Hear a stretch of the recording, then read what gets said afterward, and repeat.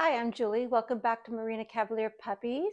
And we are in week 4 of Mia's pregnancy. This is William, and we all know Rosie. If you're new here, follow us. We are following Mia with her pregnancy all the way through birth, and then when the puppies open their eyes and start playing and learn how to wean and all that fun stuff they're going to learn to do before they go home to their forever families. So if you haven't already, please subscribe. Before we get started talking about today's topic, the emergency whelping kit, I just wanted to say how much we really enjoyed Waylon through the holidays. He was so much fun, right, Mia? But he's back home now with his family, and we miss him so much. But here's a clip of us saying goodbye to him. We just wanted to say thank you, Waylon, for spending the week with us. We have very much enjoyed you, sir. You are such a beautiful Cavalier. We cannot wait to see what your babies look like. Right, Mia? Wasn't he the perfect gentleman this week? Yes. Right, William? And there's Rosie. She's over there chewing on her favorite bone. All right, Waylon, thank you. You have a wonderful week back with your daddy. Say goodbye to everybody.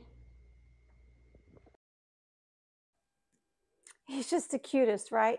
He's such a good daddy. Isn't that right, William? Yes. And he's going to be really great with the future puppies. He's very gentle and very sweet when they come, very curious. He likes to sniff them and look at them. But that's about it. He's very gentle with his play, teaching his litter how to play. All right, so let's get right into the emergency whelping kit. What you need to know. There's some things you absolutely do need to know for this to be as safe as possible for your litter. Some things that I've learned that I wanted to incorporate, and some things that I already had. First thing you need, gloves. I always use gloves with the litter, and I change out each glove after each one is born, and clean my hands, pardon me, and clean my hands before the next one. And I use non-latex, by the way. Next thing you need to have a little aspirator. You can find these in the infant section at a grocery store. You can find them at a CVS, a Walgreens. You can find them on Amazon. But you need to have one of these because after the sac breaks, you're going to want to wipe off the face and then get into that mouth and get out any secretions that are still in that mouth so they don't aspirate. They aspirate, they could get pneumonia. It makes it more difficult for them to breathe. So you need to get one of these. Next thing you absolutely must have, in my opinion, is the thermometer. I'm trying to remember where I put it. The thermometer. The reason why I say you have to have a thermometer is because that's how you're going to know that your dame is going into labor. Right before her water breaks, she's going to start acting kind of funny. Mine, she went into the closet and started digging around at the pillows and the clothes that were on the floor and looking for a quiet, comfortable place to give birth. That was her nesting behavior. So that was before her water broke. So I took her temperature. The normal temperature for a dog is between 101 and 102. When they go into labor, it can drop down as low as to 98. Hers was right about 99 right before the baby started coming. So you want to take the temperature rectally. Make sure you use this one only on her, okay? All right, the next thing I think you absolutely should have is a bunch of towels. And we can see this big pack I bought. I learned from last time, I counted out one for each that I thought she might have, plus a couple of extra, and it just was not enough, I gotta tell you. So I bought a big pack of the white ones because they can be washed, they can be bleached, they can, if they get really bad and you can't get the stains out, you can use them as rags. So I got these ones on Amazon, and I wipe the babies down with them and dry them off, and I'm helping me as much as possible, letting her do what she can, but especially towards the end of the delivery when most of the babies are there. She's getting tired because she's nursing and she's trying to manage a new baby that's coming out. So depending on your dog, she will or will not want your help. So let her take the lead. Mine wanted the help, especially since that was her first litter. She didn't quite, I mean, she understood because nature takes its course, but she definitely let us help her out. And after she saw us do one, she's like, okay, I get it now. So, you know, we broke the sack, we wiped her off, and then did the aspiration in the mouth, and then immediately put the baby onto Mia so that they could suckle. That's really important. Get them to suckle as soon as it's possible. So I think more is better with these because you can wipe them off and you can use them in the future too. And I put them down in between birthing because birthing is messy. There's just no getting around it. There's going to be fluids, and keeping it safe and sanitary as possible in between each one is really helpful. Okay, the other thing nobody told me about, but I learned. Disposable pads. Yes, we do have the paper ones that you can throw away. Those ones, they're okay, but these ones are better. They're larger and you can wash them and get as many as you can get. I bought 6 this time.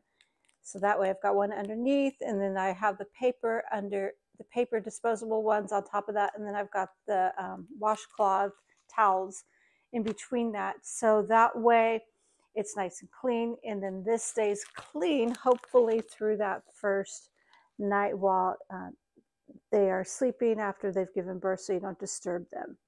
And that way you don't have to wash as much, because the next day you're going to want to clean up again. And for probably the first several days, there's still going to be quite a bit of fluid coming out of mommy, bleeding. That's perfectly normal, which will slow down. But you want to try to keep that area as clean as possible. Even though she's doing her job, she's also got all these babies to manage. So disposable ones are okay, but I prefer the washable ones that you can use over and over. They're fantastic. And I use these in the whelping box afterwards, and continue to use that to just try to keep the floors neat and tidy. All right, so the next thing I want to talk about is, what if for some reason she's not able to cleanly cut the cord, or she cuts it way too far out. Usually they don't happen, but it's always better to have and not need. Hemostats. What I do is clip one closest to the baby's umbilical by their umbilicus, which is their belly button, and then I clip another one close to the placenta. And then you can take some shears and cut that cord closer toward baby, not closer toward placenta, closer toward baby. And then you're going to let each side sit for a few minutes and just coagulate until the bleeding stops, making sure it's completely coagulated. And then you can release the hemostats, depending on how tight you make them. You can see they're pretty tight. So if it's just one clip, it's not so tight, but you might need to go even tighter. There you go, like that. Also, I want to recommend to you get alcohol. The alcohol little wipes are just easier than getting a big bottle of it. Get some alcohol wipes, and you can wipe down all of your equipment in between each baby. And before, I would recommend at least a few days before mommies do, clean everything with alcohol and then put it into a Ziploc, including your bulb syringe and your thermometer. After you wipe it down with alcohol, let it dry, and then it will be nice and clean for mommy, so we don't introduce any germs for her or for the babies. And if you're still having trouble just in case with bleeding. I went ahead and got some septic pencil. The directions on this says to use a little bit of water and then to hold it onto that area that's bleeding.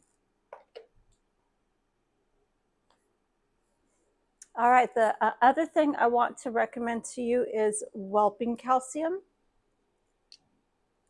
Whelping calcium is really good for mommy during labor and recovery from labor. So the directions say, depending on your doggy's weight, Mia is about 16 pounds right now. She's getting kind of heavy. It says to give 3 cc's, which is 3 mLs for those in the nursing world. They still write cc's on here. I don't know why. We don't use that term anymore. So I'll give 3 cc's before labor. So when you take that temperature and you notice the drop in temperature, you should give her 3 cc's. And then about halfway through labor, give her 3 more. This will give her the energy to help recover so she can keep going. And then another 3 C's afterwards to help her to recover quicker from labor. Good source for her. And another thing, I wish I had this before. This I learned. They make these oxygen bottles. They're made for people like when they go hiking up in real high altitudes to help recover quicker. So I got this on Amazon, and I wish I had had this, and I'll tell you why. Last time she had one of the babies come breech, which means the feet come first, right? But the baby was kind of on the larger side, and it was having difficulty coming out of the birth canal. And we could see that it was starting to turn blue. It was not a great situation. We weren't in an emergency, but we knew that we had to get the baby out, which the baby's fine. She's beautiful. I just saw pictures of her. She's super cute. But if I had one of these, I would have, as soon as she came out and I wiped her off and got the secretions out of her mouth, I would have given her a little shot of this. I would have put her little head right in here, and I would have just given her a little bit of this. I'm not going to show you because I have not opened it up yet. I want to make sure that the trigger doesn't accidentally get pulled before we need it. So I will open this up like a day or two before Mia goes into labor. I'm going to set everything up in a little area for her. So just better to have and not need. And then the last thing I want to talk about is supplemental milk and the equipment you'll need, like the bottle and the syringes and the nipples and the little scrubby for it. And you just follow the directions on the back how to make it. I would do this like maybe a day before, and I'm just reading to see. Yeah, it will last in, where's the directions? Storage. It will last for up to 24 hours. So I would do this when she's starting to get that nesting thing that I talked about, where she went into the closet and started scratching around. I would go make up some of this and just have a little bit on hand in the refrigerator in case you needed it. And I'll tell you the story. So one of her babies was a little bit smaller than the others. I didn't really think much of it because it latched on and it was fine. But by the next day, I noticed that she wasn't really getting to the nipple because her brother and sisters were kind of hogging all over and pushing her around because she was smaller, which is, you know, nature. It's what nature does. And that's what brothers and sisters do, right? So I know she was having difficulty, and by that evening or the next day, she was kind of lethargic. And so I was observing for a while they were in the whelping box, and she was kind of being pushed off to the side. She was lethargic. She wasn't responding really well. She was kind of cold. And I realized that she just was not getting the milk that she needed, and she needed that energy because she was so young and fragile. So I did go get some for her. I immediately ran to the pet store and got some for her, and We stayed up every 2 hours with her for that first 24 hours and made sure that she got it. And the next day, I took her down with Mia onto the couch, and we had a private nursing session. And that's all it took. And then she bounced right back, and she was beautiful. Even Mia did the sweetest thing. I don't know, those of you who have dogs that think they can actually understand you, but I really believe Mia understood me, because I had a conversation. I said, look, you need to take care of this little one, because what she was doing was pushing the other one, pushing her off to the side, because that's what nature does when there's no reason to expend calories if it's not going to survive. So I had a conversation with Mia, and she saw me feeding this baby. She realized I was concerned. And the next day, I saw her taking that baby, putting it in the corner, and then wrapping her body around it so the other babies could not nurse. And so the baby was getting extra nursing sessions from Mia, and she's wonderful. I just saw pictures of her over Christmas, and she is such a sweet little girl. So that's our success story. Actually, 2 of them. But that's the reason why I now carry the milk on hand and will always carry the oxygen. So that is the emergency whelping kit. Those are the things you absolutely need to know. If you found this information useful, please give it a thumbs up. I appreciate that. And if you have not subscribed yet, please do. We're new to YouTube, and we would love for you to continue to follow us, because Mia's going to be giving birth in a few weeks, and that would be exciting. We're going to go live, and that's our big announcement. We're going to go live so that you can see her giving birth. So put the notification bell on, so that way you'll get the announcement when Mia is getting ready to go live for her birth. All right, that is it for us today. You can see everyone's taking a nap. They have not been very alert today, maybe because it's raining. All right, so thank you very much for being here, and I really appreciate you, and I hope you got some good information. Take care.